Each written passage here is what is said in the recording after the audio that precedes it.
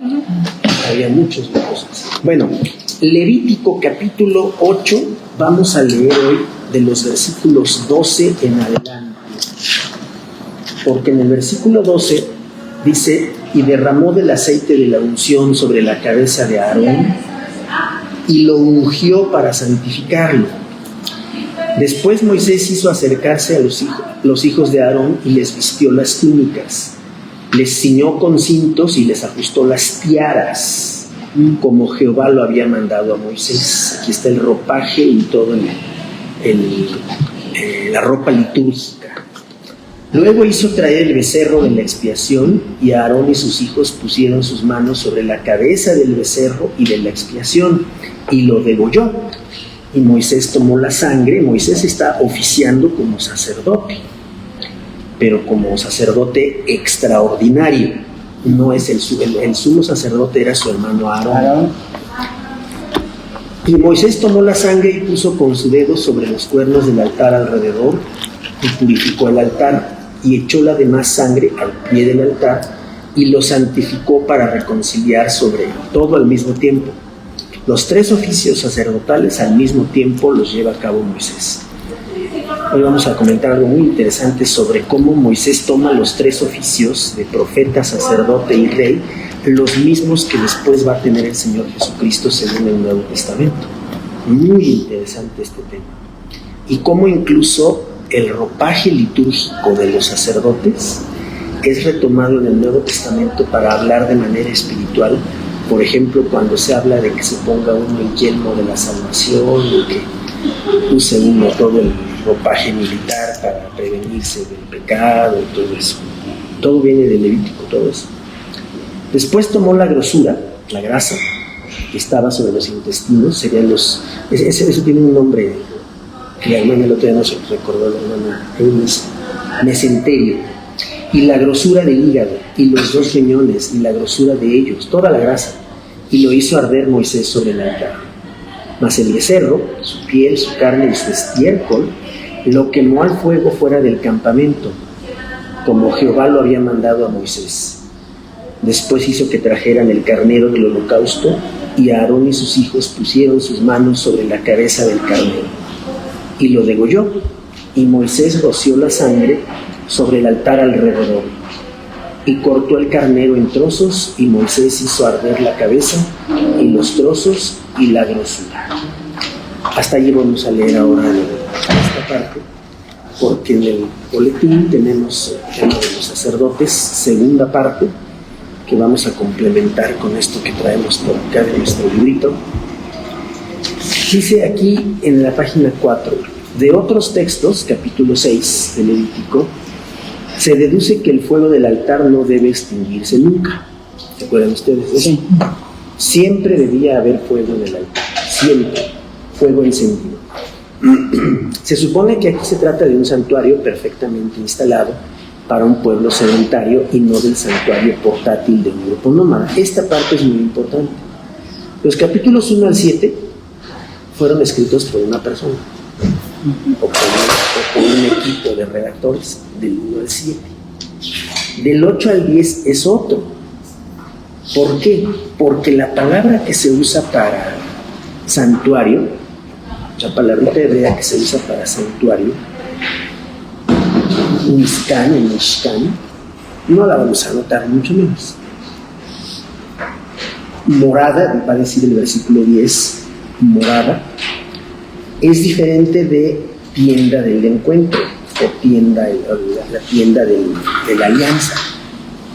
Es diferente la frase, o Helmut.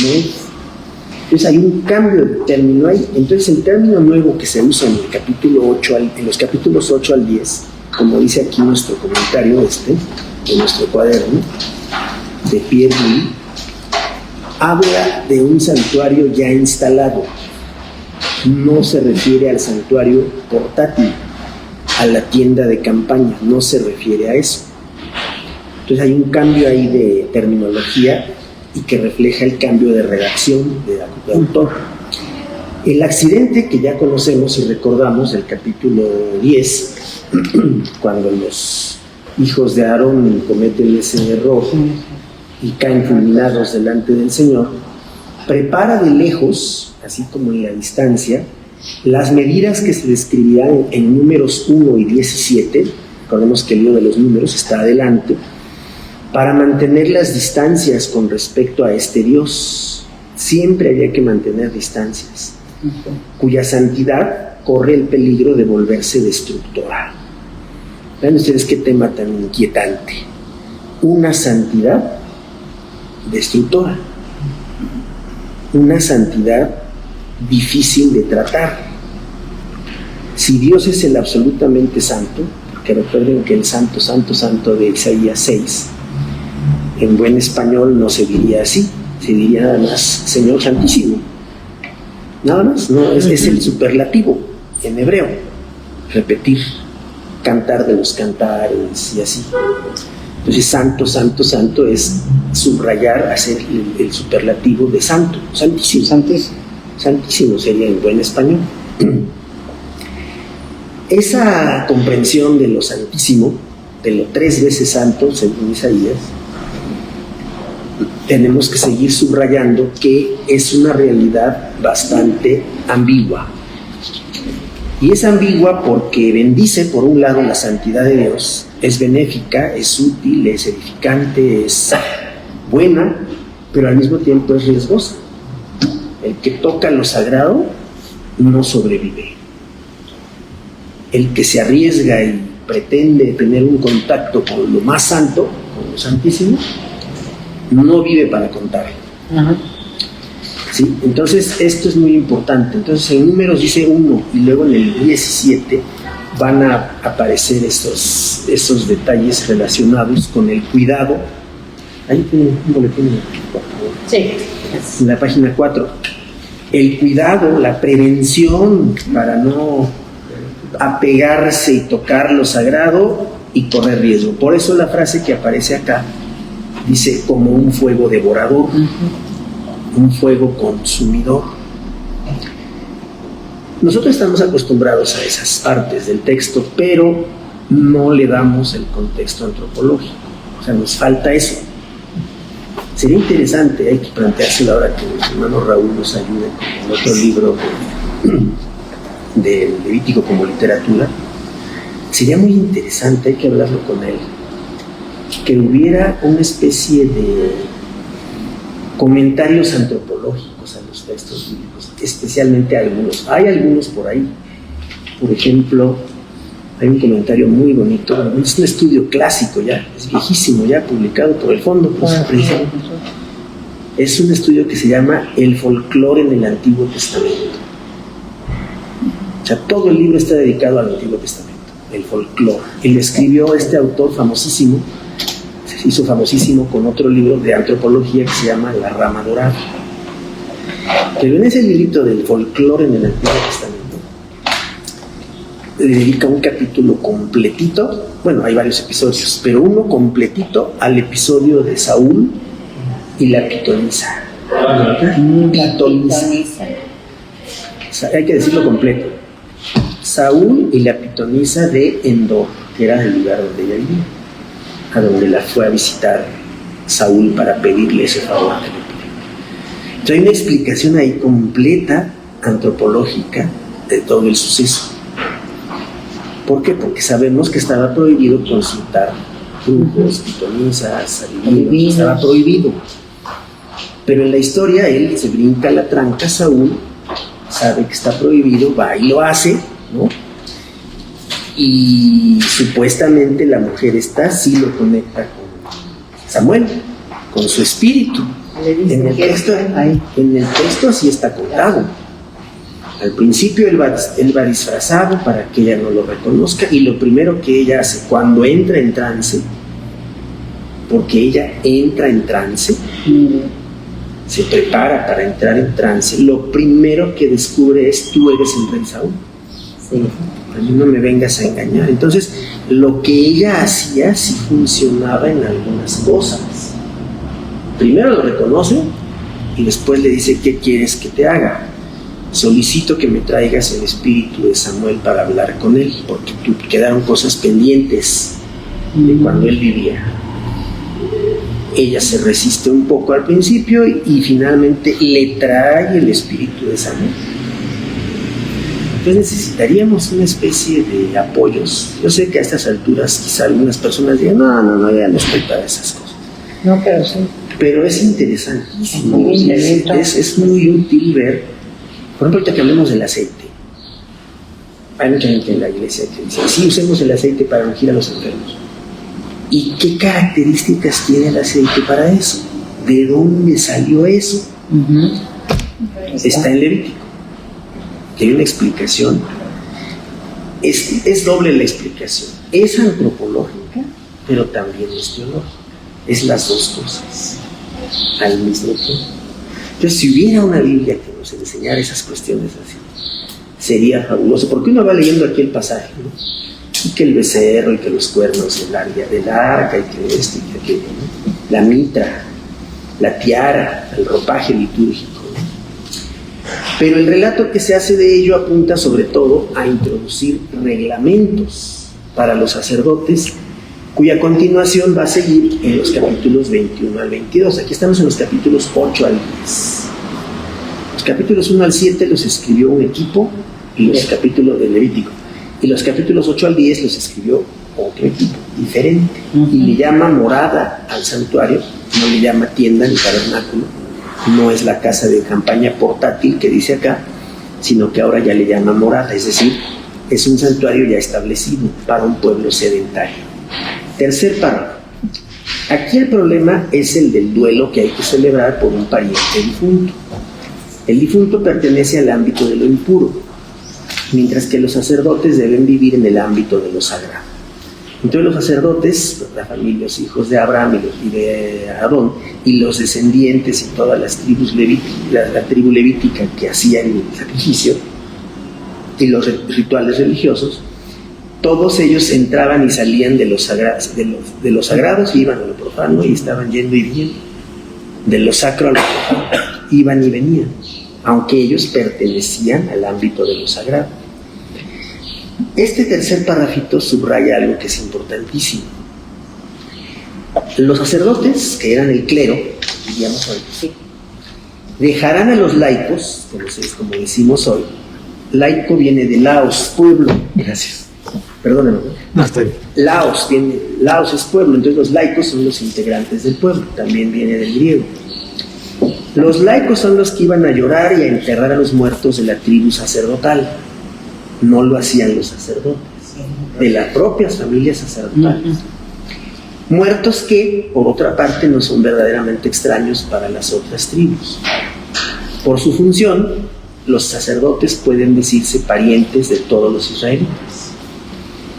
Acuérdense que vivían en todo el territorio, y también aquí nuestro librito nos va a comentar algo que dijimos la semana pasada sobre los diferentes santuarios que había. Santuarios antiguos, dedicados a Yahvé, pero que estaban en lugares diferentes a Jerusalén. Betel, Silo, cuando menos esos dos, pero había más santuarios, y ahí estaban los sacerdotes oficiando. Sí. Aunque no hacían el sacrificio ahí, porque el sacrificio solo se podía hacer primero acá en el santuario o en la tienda de campaña, y después solo en el templo. ¿Sí? No se podía hacer en todas partes. Hacían otros rituales y demás, pero ese no. Cuarto párrafo, para que entremos al comentario de los capítulos. También se prohíbe a los sacerdotes beber durante su servicio. Beber vino. Sí, que estén subidos de grados de alcohol. El motivo es interesante. Los sacerdotes tienen que enseñar al pueblo ofreciéndole consultas, y por tanto deben tener la cabeza ¿cómo? Despejada. Siempre deben de estar en su juicio. Siempre debían de estar a tono con lo que hacían, para no perder el hilo de las cosas. Lo esencial de esta enseñanza será aprender a distinguir entre lo puro y lo impuro, entre lo sagrado y lo profano. Ese es uno de los grandes temas de la antropología cultural, también de la teología, pero nosotros hemos perdido de vista. Nosotros tenemos el problema de que todos estos temas, como las fotos desenfocadas, Sí. sí vemos la imagen, pero desenfocada. O sea, sí estamos viendo esa realidad, ¿me explico? Ujú. Antes nos pasaba mucho cuando tomábamos fotos y ya las recogíamos del lugar aquel donde salió desenfocada. Ya no había nada que hacer porque salía fuera de foco. Sí estaba la imagen, pero no la veíamos. Y eso nos pasa con la imagen. Creo que esa metáfora ayuda a entender. Sí vemos la imagen, pero está desenfocada. Está borrosa. Sí, muy bien. Sí, está borrosa porque nuestro hermano Gonzalo Báez Camargo hizo algo parecido a esto de la Biblia que estoy mencionando. Y vamos a consultarlo ahora, por cierto. Él hizo un librito que se llama Comentario Arqueológico de la Biblia. Libro por libro de todo el Antiguo y de todo el Nuevo Testamento. Él, como incluso viajó varias veces a Israel, incluso colaboró en algunas expediciones allá en Qumran. Era de los expertos que aceptó el gobierno de Israel en ese tiempo, años 60 más o menos. Ya lo conocían y podía entrar y actuar y demás. Entonces, él conocía muy bien la arqueología de la Biblia, que es otro tema. Y escribió ese comentario y él va explicando, cuando se puede, versículo por versículo del Antiguo Testamento y del Nuevo, donde se ubicaba, por ejemplo, Capernaum, qué ciudad era, en fin, y en el Antiguo Testamento también. Muchos detallitos arqueológicos, evidencia arqueológica, los restos, las ruinas de los lugares. Pero faltaría un comentario antropológico de la Biblia. Sobre Levítico ya hay, nosotros ya tenemos la ventaja de que ese comentario ya existe, el de la doctora, eso es el apellido, aquí está, aquí en la bibliografía está la doctora Mary Douglas, el Levítico como literatura, que es del año 99 en inglés, pero aquí está en español. Entonces, la distinción entre lo sagrado y lo profano es fundamental. Y el Señor lo dice muchas veces en Levítico: sean santos como yo soy santo. En términos rituales, sí. En términos litúrgicos, en términos del sacrificio, pero también la santidad, como dice nuestro tema de estos meses, está relacionada con la justicia social, con la estabilidad social del grupo, de la comunidad. Ser santos es ser justos, es ser respetuosos de los vecinos, del prójimo, de las viudas, de los huérfanos, de los inmigrantes. Todo eso implica y abarca la santidad que Dios quería para su pueblo. Sean santos como yo soy santo. Es decir, no se vuelvan intocables porque yo soy intocable y si se me acercan y me tocan los fulmino, no. Sino que Dios quería compartir su santidad con el pueblo para que el pueblo obedeciera y entendiera qué tipo de sociedad quería fundar Dios en el mundo.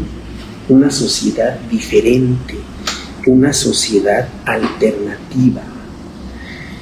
Ahora que puedan ver completo la exposición que hizo el doctor Romer sobre los sacrificios, queda muy apretado, muy dudoso el asunto de si Dios ordenó o aceptó sacrificios humanos en el Antiguo Testamento. Yo lo vi. ¿Sí lo vio? Sí. ¿Que es español? Según el doctor, sí, ¿no? Sí. No es que los mandara, tanto. Pero sí existe la costumbre, ¿no? Pero están los datos. El caso de la hija de Jefté, por ejemplo. O sea, ese caso es irrefutable. Y el de Segundo de Reyes 2. Es un rey extranjero, pero también sacrifica a un ser humano. Pero el caso de la hija de Jefté es inapelable. Y Romer lo dijo un poco bromeando, pero dice, a ver, Jefté prometió y dijo, la primera persona que salga a recibirme, a esa persona yo la voy a sacrificar. Pero ¿cómo se te ocurre hacer un sacrificio humano? O sea, ¿por qué Jefté, para empezar, por qué a él se le ocurre que puede mostrar su gratitud a Dios sacrificando a una persona? Porque esa persona sabe. Y lo peor es que sale la hija, que era lo más probable, sale la hija y él tuvo que cumplir y dijo Tomás Romer, Dios dice, pues ni con la pena tú lo ofreciste y tienes que cumplir. Y entonces Dios acepta el sacrificio de la hija de Jefté. Pero el tema, como ustedes ya lo vieron, da para muchísimo. Y las citas que están, muchas de Levítico, Sí. otras de Ezequiel, algunas de Jeremías incluso, la conclusión a la que llega es que efectivamente sí hubo sacrificios. Y lo más curioso al final de la conferencia, bueno, ya en los comentarios, le preguntan a él que qué opinaba de los sacrificios humanos en la antigua Mesoamérica, y le contesta, pero a mí no me pregunten, aquí tengo al experto número 1 en México sobre ese tema, que es el doctor Eduardo Matos Montezuma, que fue quien se encargó de todo el proyecto del Templo Mayor, el centro histórico de la ciudad. Tantos sacrificios también que se hicieron. Pero especialmente sacrificios de niños, y lo comentó rápido el doctor Matos. Más de 30 esqueletos de niños sacrificados ahí en el centro, en el Templo Mayor. Y lo que se cuenta aquí Sí. en otros lugares. Ajá, claro, mucho más, pero digo, regresando al punto, entonces el sacrificio en ese sentido formaba parte de esa ambigüedad entre lo sagrado y lo profano. Último parrafito. Se puede leer un ejemplo de consulta en Ageo 2 del 11 al 14, te lo vamos a ver rápido. Podemos pensar que además de esta enseñanza a base de casos, situaciones, deberían ofrecer una enseñanza más sistemática. Es justamente la que ofrece el resto del libro. O sea, el Levítico nos va a llevar de la mano hacia todas esas tendencias, hacia todas esas dudas que puedan surgir, pero justamente ahí es donde nosotros necesitamos agarrarnos de otros recursos para poder comprender mejor, porque así como está el texto, no porque el texto esté mal, era una de las preguntas que hacía el hermano Miguel Andrés acerca de eso, o sea, entonces hay equivocaciones. Está muy ambiguo el tema del sacrificio cuando Dios habla de él, hay afirmaciones muy extrañas. Sí, esto yo se los di, pero por equivocación, dice un profeta. Ya llegaremos a ver eso. Aquí en Ageo 2, del 11 al 14, dice: así ha dicho Jehová de los ejércitos, pregunta ahora a los sacerdotes acerca de la ley. Pregúntales: si alguno llevare carne santificada en la falda de su ropa, porque se le pegó, o con el vuelo de ella tocare pan, o vianda, o vino, o aceite, o cualquier otra comida, ¿será santificada? Entonces le pregunta, y los sacerdotes aquí están como expertos en cuestiones de lo sagrado y lo profano. ¿Ya fue santificado eso? ¿Por qué? Porque la carne fue santificada y fue consagrada, y va en la falda de su ropa, se le pegó por ahí un trocito o algo, ¿no? Ellos dijeron, no se santifica. Y dijo Ageo: si un inmundo a causa de cuerpo muerto tocare alguna de estas cosas, ¿será inmunda? Y los sacerdotes como expertos responden: sí, será inmunda. Entonces ellos están allí definiendo qué es lo santo y qué es lo profano, porque los límites entre uno y otro son una línea delgada. Y respondió Ageo y dijo: así es este pueblo y esta gente delante de mí. Usan criterios diferentes, dice. La crítica es hacia esa doble respuesta. En un caso dicen que no y en otro caso dicen que sí. ¿Sí? Y así mismo todo ahora en sus manos. Y todo lo que aquí ofrecen es inmundo. O sea, Ageo es durísimo. ¿Sí?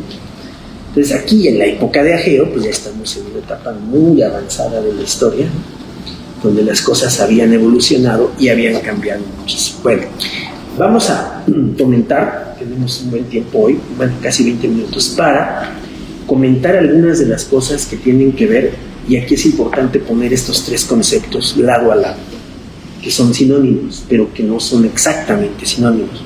Lo que quiero decir es que no existen los sinónimos al 100%. ¿Sí? Los diccionarios sinónimos nos hacen creer que hay palabras exactamente iguales a otras. Sí, es útil, ayuda. Búscame un sinónimo de inmundicia. Si el diccionario lo encuentra, pero no son sinónimos al 100%. Ajá. Unción, porque son ungidos los sacerdotes, y vamos a darle el aceite. Unción, investidura y ordenación. En la iglesia cristiana de hoy, pues las iglesias cristianas de hoy en las que se hace ordenación de oficiales, ministros, sacerdotes, pastores, bueno, aquí sí se ordenan los diáconos. En la iglesia del pacto hay un acto de ordenación de diáconos, no de pastores, sino de diáconos. Es una pregunta, es una pregunta. No lo he visto.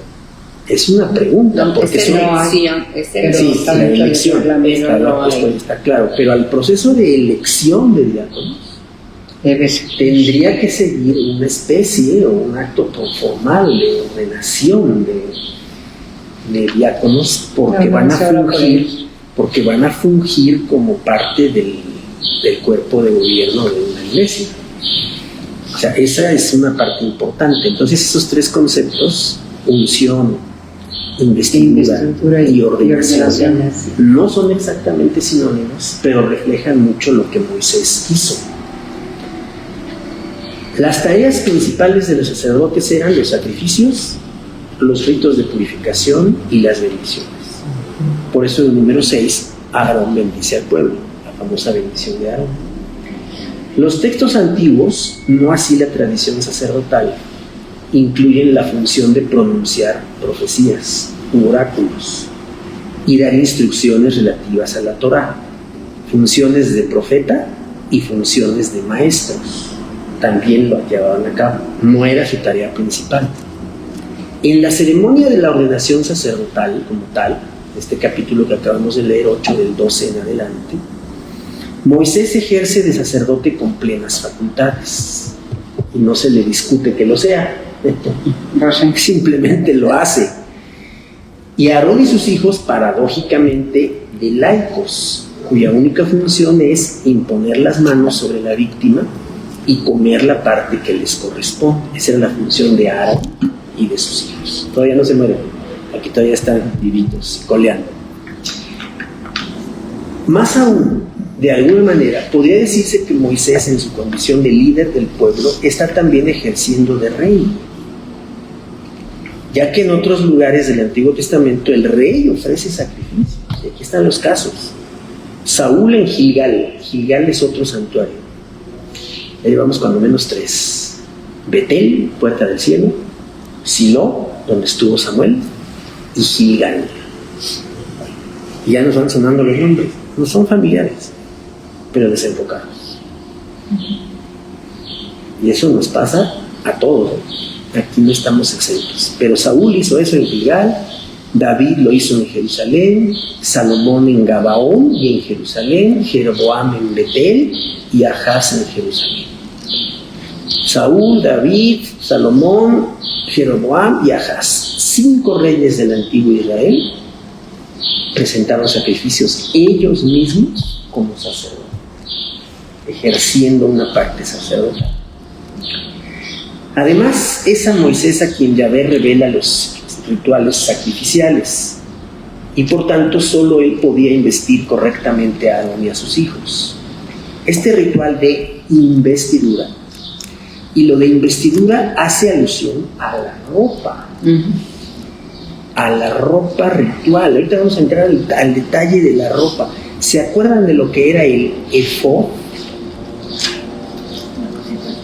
El efod era una especie de tablero que se amarraban, se colgaban y tenía unas piedritas ahí, eran las 12 que representaban a las 12 tribus. El efod, y una bolsita lateral donde estaban el urim y el tumim, sus famosos dados para echar suertes y decidir sobre cosas.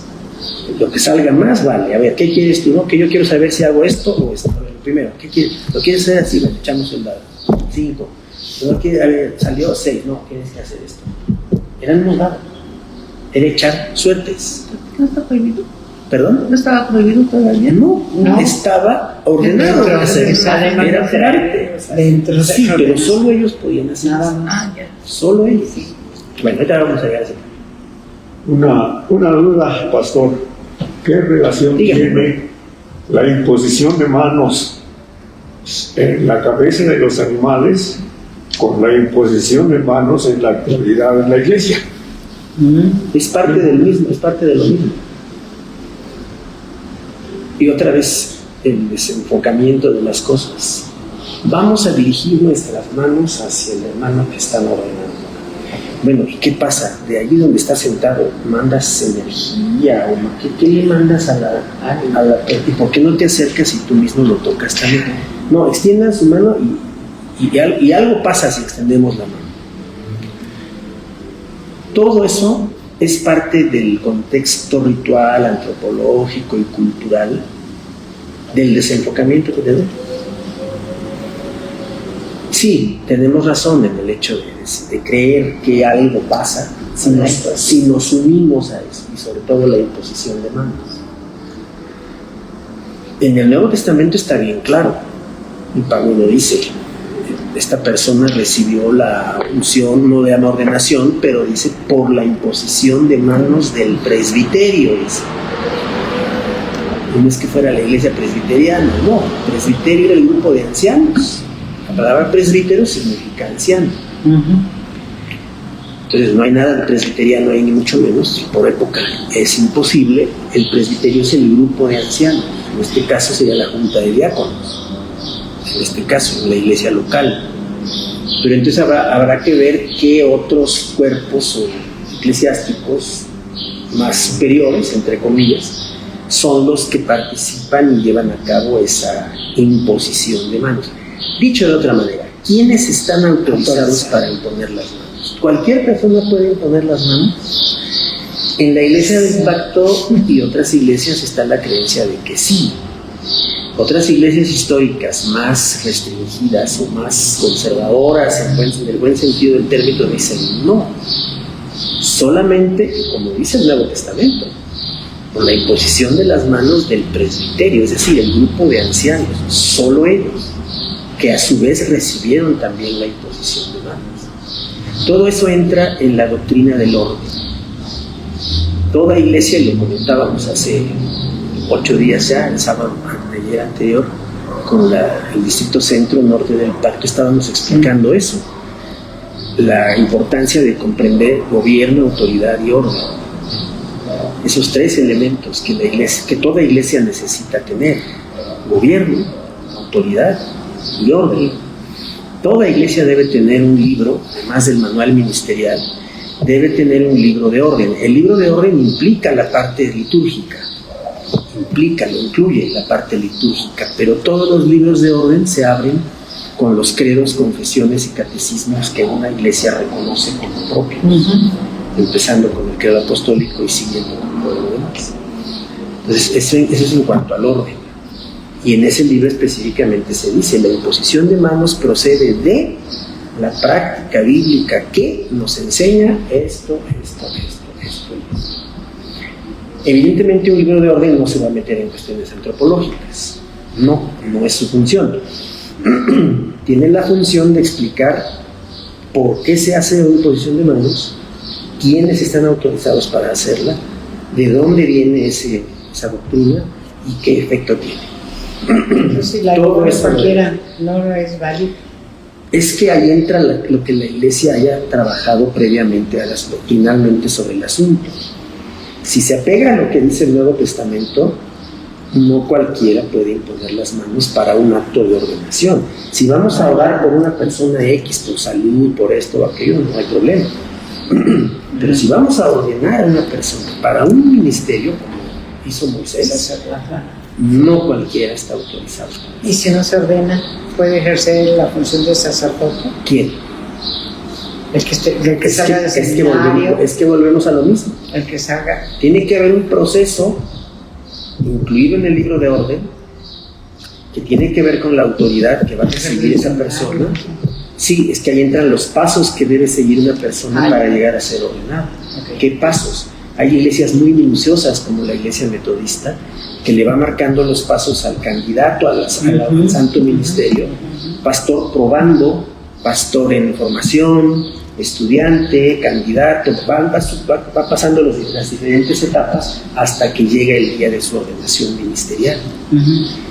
Todo eso está especificado en el libro de orden, en el libro de gobierno, para definir la autoridad que la iglesia tiene para hacer eso. Si somos estrictos, primero con Moisés, aquí en Levítico, y después en el Nuevo Testamento, por la imposición de manos del presbiterio, que es el grupo de ancianos, el grupo de gobierno de una comunidad. Aquí sería la junta de diáconos. Pero la junta de diáconos de una iglesia local, como lo hace bien la iglesia del Pacto, el Dorado y las demás, Esta junta de diáconos por separado no puede ordenar pastores. Tiene que ser la denominación a nivel nacional, digamos. Tampoco sería tan necesario que fuera a nivel nacional, lo podría hacer a nivel distrital. Por distrito sí podrían ordenar pastores o pastores, por distrito, pero la iglesia lo hace a nivel nacional, lo cual está bien. ¿Qué no los ordenan cuando salen de la universidad? ¿Estudiaron para pastor? No, porque son dos procesos. Uno es el proceso académico de estudios y otro es el proceso institucional. Y eso pasa incluso en Europa. Una persona puede estudiar, no sé, en la Universidad de Hamburgo o en la Universidad de Göttingen y llega con su título incluso de doctor en teología o en Biblia, pero ese señor o señora tiene que entrar al proceso eclesiástico. Sí, muy bien, qué bueno, felicidades, ya trajiste tu título, tu tesis y todo. Ahora entras al proceso eclesiástico, que no es lo mismo. El proceso eclesiástico recibe a la persona que estudió, da gracias a Dios por sus estudios y lo mete al proceso. Puede que no lo termine, podrá ser muy doctor en teología, pero si no termina el proceso no se le ordena para pastor. Y podrá ser muy útil como doctor en teología, pero estará en el nivel de laico, en el buen sentido del término. Ya si es doctor en teología y además termina como pastor, reverendo, reverenda, precioso, maravilloso. Pero son dos procesos diferentes. Pueden ser paralelos, pero no son iguales. Terminemos. Podemos entender que si le decimos reverendo porque ya se graduó. Es que ese es otro problema. Aquí, por ejemplo, ustedes han notado que, y lo he visto en el equipo de liturgia, todo el tiempo se pone pastor tal, pastora tal. No. ¿Qué título otorga eclesiásticamente la iglesia? Presbítero, reverendo, ministro de culto. Ante gobernación somos ministros de culto. Pero no me puedo poner yo ahí ministro de culto. Antes se usaba más la palabra ministro, ahora no. Pero presbítero es la palabra más adecuada para el que sea. Si una iglesia especifica, no, mis egresados y mis pastores se les va a llamar reverendos, está bien. Presbítero y reverendo son sinónimos. Son sinónimos. Pero ponerle pastor a cualquier persona es un problema. Porque esa persona puede tener estudios, puede no tener estudios. Y cuando invitamos a alguien, ni modo de estarle diciendo, oiga, muéstrame su certificado de ordenación. No podemos hacer eso. Tenemos que respetar a las personas. Pero eso no nos ciega del hecho de ver de qué orden viene. ¿Qué tipo de orden manejó para...? Pero se nos ponemos hablando de su currícula. Sí se puede. Por eso... Pero la gente se ofende. Pues con la... Terminemos. Entonces, esto es lo que pasa acá con la cuestión antropológica y ritual. Hay una ordenación que se lleva a cabo por imposición de manos también. Y lo que les quería mencionar acá del primer acto de Moisés. Aquí, estos autores consideran que mientras la unción de Aarón sugiere un origen natural en el templo de Jerusalén, la unción de los hijos es diferente, tiene raíces en villas antiguas y santuarios del país. Los santuarios antiguos que había. ¿Sí? Y luego, me interesa lo de la ropa y acabamos. Lleguemos a la ropa. Volviendo al texto de Levítico, Moisés viste a continuación a Aarón, lo viste, por eso se llama investidura. Se le colocan las ropas rituales que necesita el sacerdote para oficiar. Otro problema, la palabra oficial. ¿Cualquier persona puede oficiar los sacramentos en la iglesia? No. Solo ministros o ministras ordenados pueden administrar la Santa Cena y el bautismo. Si no lo hacemos así, entonces entramos al ámbito de la reforma anabautista o reforma radical. Y no es que sea malo, pero entonces estamos en desorden. Hay desorden en lo que hacemos. Entonces, ¿cualquiera puede bautizar a los demás? No. Todo eso debe estar plasmado en el libro de oro. Todo eso. Pero no es nuestro tema. Moisés vistió a continuación a Aarón con las ropas sacerdotales. Gesto que va a repetir a la inversa, o sea, va a desvestir. Cuando Aarón esté a punto de morir y lo desvista, va a desvestir a Aarón, le va a quitar las ropas para ponérselas a su hijo Eleazar. Eso está en Números 20. Le quita la ropa sacerdotal única que tenía a Aarón y se la pone al hijo. O sea, lo desviste. A Aarón lo viste y luego lo desviste. Sí. Aquí en la explicación litúrgica ya tenemos 4 minutos, no menos, no sí. La túnica era una especie de camisón de media manga hecho de fino lino que llegaba hasta los tobillos. La túnica, lo que ahora sería la toga larga que usan los presbíteros o reverendos en algunas iglesias, sobre la que iba un manto de lana purpurado en azul. Manto de lana, no era la túnica completa, era un manto, una especie de, ¿cómo se le puede llamar a eso? Chalina, una cosa así. Así la pueden quemar así nada más. Encima. El manto podía ser similar al que cubría el arca en sus desplazamientos. Había un manto que cubría el arca, números 4. El efod, palabra cuya etimología es oscura, no se sabe bien de dónde viene. Parece que procede del egipcio y significa atuendo divino. Eso significa efod. Era un delantal de paño. Bien usada la palabra delantal. Sí, porque Se pone encima y se amarra. Este delantal de paño bordado en oro. Paño bordado en oro. Ya trabajaban el oro. Hilos de oro. Ya trabajaban esto. A cuadros de varios colores, rojo, azul y blanco, suspendido desde los hombros con correas, amarrado. Se colocaba sobre la túnica y se extendía desde el pecho hasta los muslos. Hasta ahí llegaba el efod. Y aquí están las citas todas. pensé que nada más era como hasta el viernes. No. La cinta del efod, la cinta, servía de ceñidor. Como cinturón, ceñidor. Sí. Antes se usaba mucho en México esa palabra. Alrededor del cuerpo de Aarón para mantener fijo el efod de manera frontal. Y aquí están todas las citas. Ahorita no se las voy a dictar, se las podemos mandar. El pectoral estaba hecho del mismo material que el efod e iba unido a él por medio de anillas rodadas y de cadenas en sus 4 costados. Tenía 12 piedras unidas a él que representaban las 12 tribus de Israel, y un bolsillo en el que guardaban los urim y los tumim, los vados. Estos, los urim y tumim, eran pequeños objetos usados en el echado de suertes para adivinar la voluntad de Yahvé. Esa era una forma de adivinación. Y ahí está la antropología otra vez. Sí lo practica Israel, la adivinación, pero en nombre de Dios, con los instrumentos que son las suertes. Vamos a echar suertes. Al pie de la cruz del Señor, los romanos echaron suertes para quedarse con su túnica. ¿Cómo era su túnica? Era inconsútil. Inconsútil. Es decir, de una sola pieza. No tenía posturas. Era inconsútil. Eso significa esa palabra. Sin posturas. Bueno, el tiempo ya nos gana. Entonces,